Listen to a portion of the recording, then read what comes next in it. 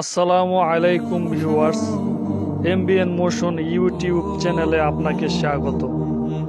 ঐতিহাসিকদের মত অনুসারে ইয়াহইয়া আলাইহিস সালাম ছিলেন হযরত ঈসা আলাইহিস সালামের চেয়ে 6 মাসের বড়।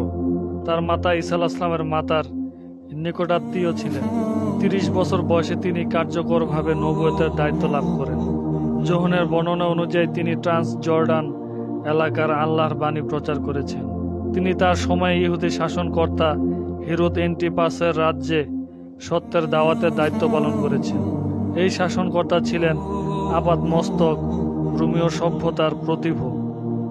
তার কারণে সারা দেশে নৈতিকতা বিরোধী ও আল্লাহর অবাধ্যতামূলক কার্যকলাপের প্রসার ঘটেছিল। তিনি নিজের ভাই ফিলিপের স্ত্রী হিরোদিয়াসকে নিজের গৃহে রক্ষিতা রেখেছিলেন। ইয়াহইয়া আলাইহিস সালাম এর জন্য হিরোদকে ভর্ৎসনা করেন এবং তার পাপাচারের বিরুদ্ধে সোচ্চার হন। এই অপরাধে হিরোদ তাকে গ্রেফতার করে কারাগারে পাঠান।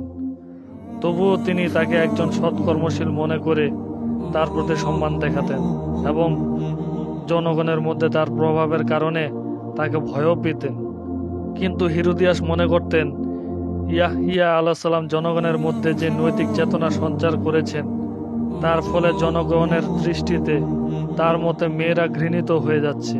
তাই তার প্রাণ সংহারের প্রচেষ্টা চালাতে থাকেন। শেষ পর্যন্ত হিরোদের জন্মবার্ষিকী উৎসবে তিনি তার কাঙ্ক্ষিত সুযোগ পেয়ে যান। উৎসবে তার মেয়ে মনোমুগ্ধকর নৃত্য প্রদর্শন করে হিরোদের চিত্ত জয় করেন। হিরোদ সন্তুষ্ট হয়ে তাকে বলে, কি পুরস্কার চাও বলো। মেয়ে তার ব্যভিচারী মাকে জিজ্ঞেস করে, কি চাইবো? মা বলেন, ইয়াহইয়ার মতো মস্তক চাও। তাই সেই হিরোদের সামনে হাত জোর করে বলল, জাহাপানা, আমাকে এখনই ইয়াহইয়ার বাপ্তাইজকের মাথা একটি থালায় করে এনে দিন।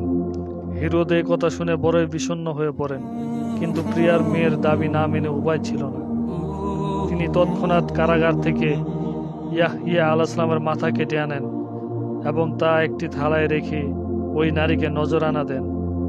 বাইবেলের এই বর্ণনার ব্যাপারে কোরআন ও হাদিসে কোনো তথ্য পাওয়া যায় না, তাই এই ঘটনার সত্য মিথ্যা আল্লাহ ছাড়া কেউই জানেন না। আল্লাহ তাআলা বলেন, তার প্রতি সালাম যেদিন শেষ জন্মগ্রহণ করে, যেদিন তার মৃত্যু হবে এবং যেদিন সে জীবিত অবস্থায় উত্থিত হবে। সূরা মরিয়ম আয়াত 15। মৃত্যুর পর পুনরুত্থানের পর মহান আল্লাহ ইয়াহইয়া আলাইহিস সালামকে 3 স্থানেই নিরাপত্তা দান করেছেন। তার জন্ম হয়েছে আল্লাহর বিশেষ হুকুমে, শয়তানের কুপ্রভাব থেকে তিনি মুক্ত ছিলেন। তার মৃত্যু হয়েছে ঈমানের উপরে, কাজেই তিনি কবরের আযাব থেকে নিরাপত্তা লাভ করেছেন এবং তিনি নিষ্পাপ জীবন যাপন করেছেন, তাই পরকালে তার কোনো ভয় নেই। কিয়ামতের দিনও বিশেষ নিরাপত্তা লাভ করবেন। আল্লাহ তাআলা আমাদের সকলকে হযরত ইয়াহইয়া আলাইহিস সালামের জীবনীর উপর আমল করা তৌফিক দান করুন, আমিন। আজকের সংক্ষিপ্ত আলোচনা এ পর্যন্তই। ভিডিওটি কেমন হলো কমেন্ট করে জানাবেন। সবাই নতুন নতুন ভিডিও পেতে চ্যানেলটি সাবস্ক্রাইব করুন। দেখা হবে নতুন কোনো ভিডিওতে। সবাই ভালো থাকেন, সুস্থ থাকবেন। আসসালামু আলাইকুম ওয়া রাহমাতুল্লাহ।